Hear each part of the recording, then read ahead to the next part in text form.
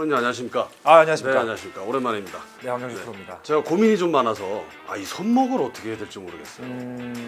일단 뭐 골프에서 이 손목 관절이 어쩔 수 없이 클럽을 잡고 있는 상태에서 핸들링이 들어가기 때문에 뭐 손목을 많이 사용하지 마라. 하지만 손목을 올바르게 사용하는 게 가장 중요하거든요. 손목을 올바른 방법으로 사용을 했을 때 또 이제 어떤 결과적인 모습이 나오는지 한번 좀 설명을 드리도록 하겠습니다. 올라갈 때 왼손 꺾이는 거, 요거 말씀하시는 것 같거든요. 네, 이제 요게 아마추어들 많이 나오는 커핑이라는 문제고, 이제 이때 자세히 보시면 이렇게 왼손목이 꺾이면 헤드 페이스가 열려요. 아이언이야 이 열린 거를 꺾인 각 그대로 쥐어 박아서 컨택을 만들 수는 있겠지만 뭐 거리 손실도 있을 수도 있고, 특히 드라이버는 슬라이스가 많이 나겠죠. 그래서 일단 왼손목이 백스윙 탑에서 꺾여 있는 듯한 모습이 보이면, 손목이 이렇게 각이 크면 이렇게 헤드 페이스가 열릴 수도 있고 오버스윙이 될 수도 있고, 일단 오른손을 받쳐라라고 얘기를 하는데, 일단 오른손을 못 받치는 분들이 대부분 왼손이 꺾여요. 그랬을 때 대부분 이 손목이 꺾인 만큼 다시 어떻게 칠까요? 돌아와야 되니까. 그죠? 다시 풀겠죠. 네. 꺾인 만큼 다시 풀어서 이렇게 맞을 때 핸드 퍼스트가 되는 게 아닌 헤드가 더 먼저 지나가는, 손목이 과한 역할을 하게 됩니다. 네. 그래서 우리 몸의 베이스로 스윙 전체로 좀 지휘를 하고, 그리고 손목이 보조 동작으로 따라와야 되는데 몸에 대한 느낌을 살리지 못하고 오로지 손목으로만 커버를 할 수밖에 없는, 아이언 칠 때는 손목이 더 중요합니다. 이제 그런 이유를 좀 설명을 드릴게요. 일단 아이언 같은 경우는 이렇게 날이 있잖아요.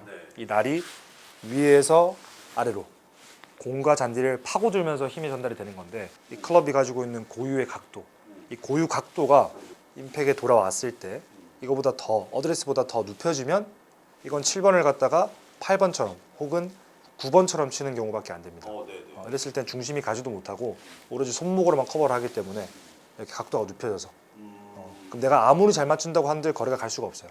이 7번의 고유의 각도로 어드레스를 했으면 내 느낌상으로는 6번처럼 혹은 5번처럼 맞춘다는 생각을 해야 이때 많이들 표현하는 이 핸드 포워드, 이 자세가 됩니다. 그랬을 때 임팩 존이 낮고 길게 헤드면이 유지가 되는 거고요. 이때 포인트가 뭐냐면, 왼손목 주목해 주세요. 임팩에 다가왔을 때 이때 스피드가 가장 빨리 나는 구간이잖아요. 가속이 붙었을 때 왼손목이 접힌 형태로 올라가면 헤드가 상당히 짧고 높이 올라갑니다. 그랬을 때 아까 말씀드렸던 이 각도에 대한 변화가 눕혀질 수밖에 없는 거예요. 스쿠핑, 스쿠핑이 되는 거고, 확실하게 왼손목에 대한 이 각도 있죠. 이 각도가 평평하게 임팩에 돌아왔을 때는, 그러니까 결과론적으로는 다시 돌아왔을 때 이게 펴져 있어야 돼요.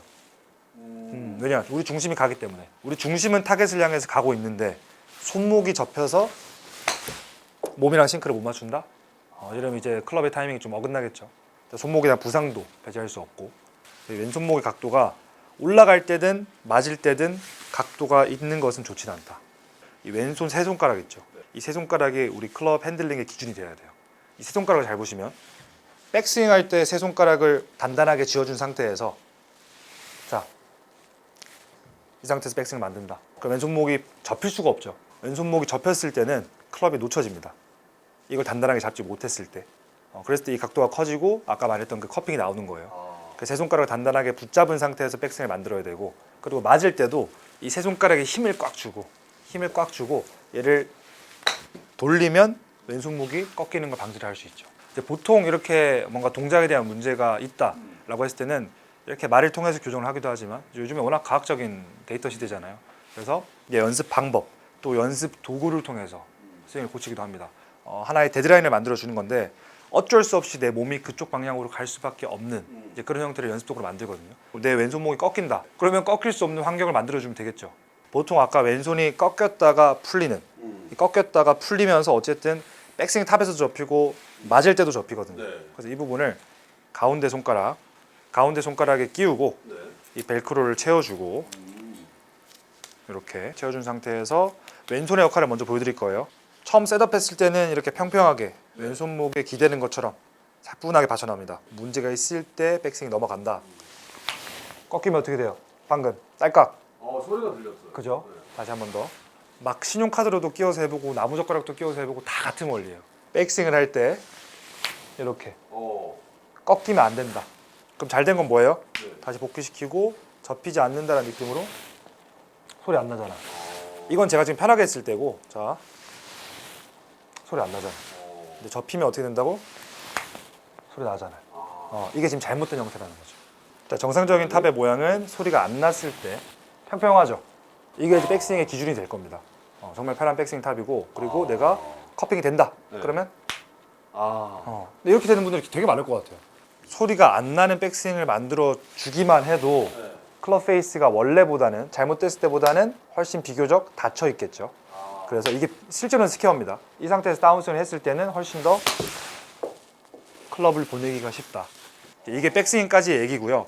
그리고 맞고 나서도 얘가 좀 한 역할을 할 것 같은데, 맞고 나서도 숟가락 푸는 것처럼 스쿠핑이 되는 분들은 당연히 이렇게 소리가 날 수밖에 없어요. 자, 이렇게 꺾이는 듯한. 꺾이는 소리가 나네. 그렇죠. 근데 제가 레슨하면서 제일 많이 본 패턴이거든요. 보통 이렇게 스쿱이 나오면 어쩔 수 없이 몸이 막히고, 몸이 막히면 팔이 접힙니다.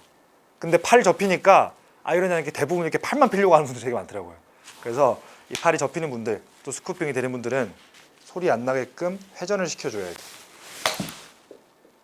저는 이걸 돌리는 것밖에 안 했습니다. 왼쪽 팔을 돌리는 것밖에 안 했지만 실제로는 뭐다? 팔을 쭉 뻗는 것처럼의 각도가 좀 보이죠.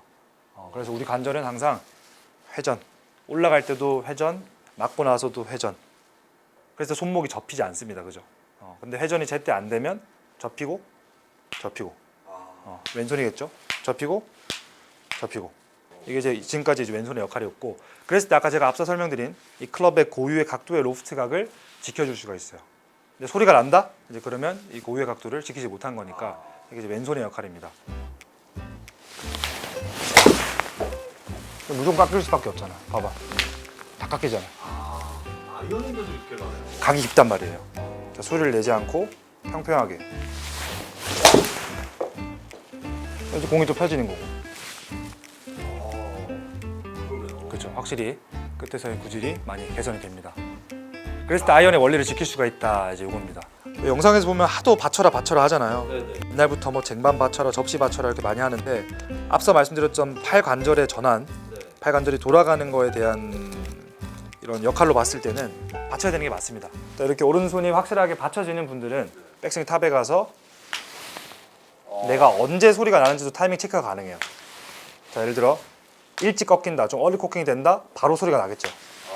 그죠? 아니면 내가 좀 끌다가 늦게 꺾는다, 위에 소리가 나겠죠. 이제 소리가 나는 위치가 되게 중요할 것 같아요. 어쨌든 저는 이제 코킹이라는 부분에 대한 기준도 우리 손이 골반 높이 올라오기 전에 여기서 소리가 나야 된다. 이쪽 부분을 통과했을 때 소리가 나고 이 기반으로 올라가야 된다 이거죠. 그래야 그게 이제 힌징입니까? 그렇죠. 네, 오른손의 역할은 이제 힌지, 이 접지되는 부분이 확실하게 만들어져야 소리가 나겠죠. 너무 끌다 위에서 확인하는 것도 아니라고 생각합니다. 이건 또 레깅을 불러일으킬 수 있기 때문에 손이 골반 높이를 올라오기 전에 있죠. 골반 높이를 올라오기 전에 이때 소리가 딸깍 나주면 좋을 것 같아요. 어쨌든 이때 지금 딸깍이 난다는 것 자체가 손보다 헤드가 높이 올라와 있죠. 이게 코킹의 기준입니다. 근데 대부분 이게 안 되신 분들은 손목 코킹이 아니라 대부분 팔로 접어버려요. 이렇게. 그러니까 이게 백스윙 때 치키닝 하듯이 이렇게 팔꿈치가 벌어지는 경우가 나오는데 굉장히 안 좋습니다. 일단 회전이 안 되고 몸의 중심이 다 뜨는 바람에 힘 전달을 제대로 할 수가 없어요. 탑에서도 이게 이제 왼손 오른손 다 똑같을 거예요.